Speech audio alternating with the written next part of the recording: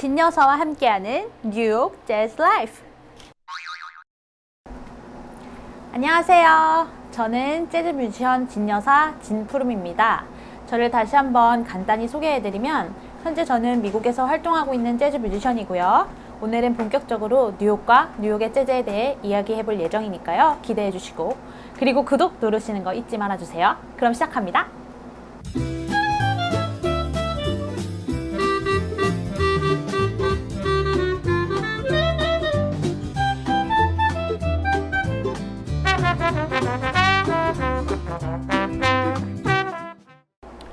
자, 오늘 영상은 집에서 편하게 이야기해 보겠습니다. 많은 분들이 재즈라는 음악을 떠올리면서 자연스럽게 뉴욕이라는 도시를 떠올릴 거라고 저는 생각을 하는데요. 저 또한 마찬가지였습니다. 한국에서 재즈를 듣고 또 활동을 하면서 항상 한 번쯤은 뉴욕에서 재즈의 거장들과 함께 연주하고 활동하는 꿈을 꾼 적이 있는데요. 다들 재즈하면 떠올리시고 꿈꾸는 그 뉴욕이라는 도시, 그럼 그 외 뉴욕과 재즈는 하나의 단어처럼 끈끈한 관계를 가지게 되었을까요?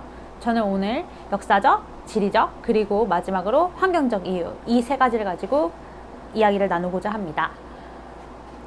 첫 번째로 역사적 원인을 살펴볼게요.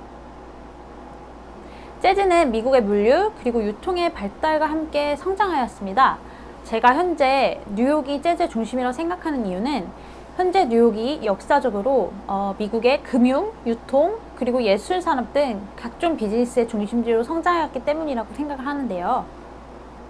우선 가장 먼저 재즈의 시작은 뉴올리언즈입니다. 당시 뉴올리언즈가 물류와 유통의 중심지였기 때문이죠. 즉 당시 1800년대 말 1900년대 초까지 다양한 배경의 사람들이 모여서 각자의 음악을 공유하며 그것이 재즈로서 발전할 수 있는 원동력이 되었습니다. 하지만 현재는 이것이 뉴올리언즈에서 뉴욕으로 넘어오게 되었고요. 1차적으로는 철도의 발달로 물류와 유통의 중심지가 뉴올리언즈에서 세인트루이스를 거쳐 시카고로 옮겨갔기 때문이죠. 뉴올리언즈를 대표하는 사치모 누이 암스트롱도 뉴올리언즈에서 시카고로 옮겨간 것 같이 재즈도 역시 함께 그렇게 옮겨가게 되었다고 생각합니다. 그럼 왜 시카고가 당시 재즈의 중심지가 되었을까요? 그 이유는 시카고에 기찻길이 깔렸기 때문입니다.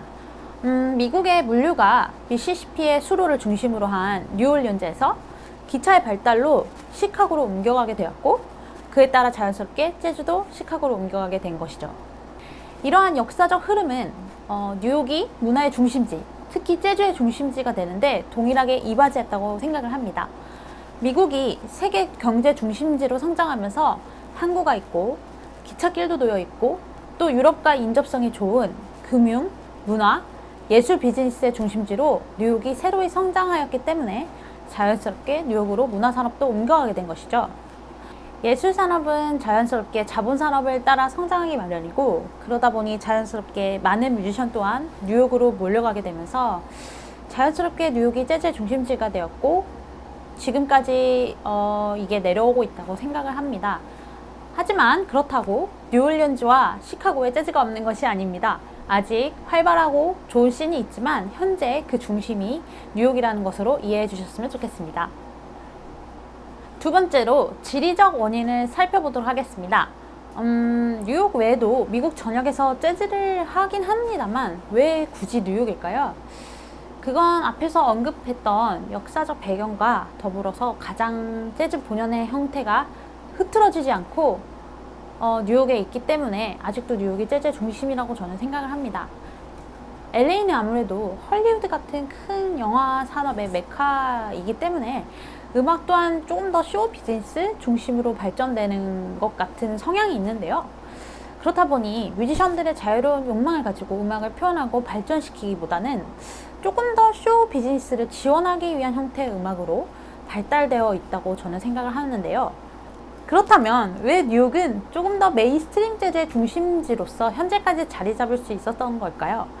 저는 개인적으로 힙스터 문화가 한몫하지 않았을까 생각하는데요.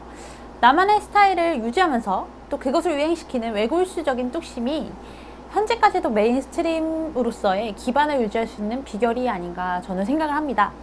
이러한 배경으로 인해서 다양한 음악 산업과 장르가 공존하는 곳이지만 동시에 이런 다양한 형태의 예술이 존중되고 또 그 자체로도 사랑받고 또 소비될 수도 있는 유일한 곳이 뉴욕이기에 재즈가 가장 원초적이고 또 다양한 형태로 보존 또 발전이 되고 있는 것 같습니다. 자, 마지막으로 환경적 이유에 대해서 이야기를 해볼게요. 저는 뉴욕의 재즈 인프라가 뉴욕을 재즈 도시로 만드는데 중요한 역할을 하고 있다고 생각합니다. 이것의 핵심은 교육이라고 저는 생각을 하는데요. 그만큼 뉴욕에는 다양하고 수준 높은 재즈 학교들이 많이 있습니다. 여러분들도 많이 아시는 줄리어드 음대, 맨하탄 음대, 뉴스쿨 등등 정말 많은 좋은 학교들이 모두 뉴욕에 모여 있는데요. 이 학교들이 이런 명성을 가지는 이유는 단연코 최고 수준의 선생님과 또 학생들이 또 있기 때문이라고 저는 생각을 합니다. 또한 이러한 수준의 선생님들과 학생들이 다양한 형태로 다양한 장소에서 음악을 계속 연주할 수 있는 무대가 있는 곳이 뉴욕인데요. 뉴욕에는 대표적으로 유명한 재즈 클럽인 블루노트, 빌리지 뱅가드, 스몰즈 같은 세계 정말 탑 뮤지션들이 매일 저녁 연주하는 기라성 같은 재즈 클럽뿐만 아니라 카네기홀 그리고 링컨 센터와 같은 세계적인 무대 또한 갖추고 있습니다. 결론적으로는 최고의 뮤지션을 교육하고 이들이 최고의 무대에 서며 또한 이들을 소비하는 높은 수준의 청중들이 서로 선순환을 이렇게 만들어가며 공존하는 곳이 바로 뉴욕이기 때문에 재즈하면 떠오르는 도시가 된 게 아닌가 저는 생각을 합니다. 오늘은 왜 뉴욕이 재즈의 중심지라고 생각하는지 저의 생각을 정리해서 말씀드려 보았는데요. 이렇게 역사적 배경과 함께 이야기를 해보니까 왜 뉴욕이 재즈의 중심지인지 좀 더 이해가 되셨나요? 재즈는 미국 역사와 함께 흘러온 미국을 나타내는 예술이기 때문에 미국의 역사를 전혀 이해하지 않고서는 깊이 다가가기가 어려운 장르라고 저는 생각을 해요. 그래서 여러분, 앞으로도 제가 이러한 재즈와 관련된 역사적 배경들을 다루며 여러분들이 재즈에 좀 더 쉽게 다가갈 수 있도록 하겠고요. 다음 시간에 더욱 재미있는 이야기들로 찾아오도록 하겠습니다. 여러분 감사합니다. 뿅!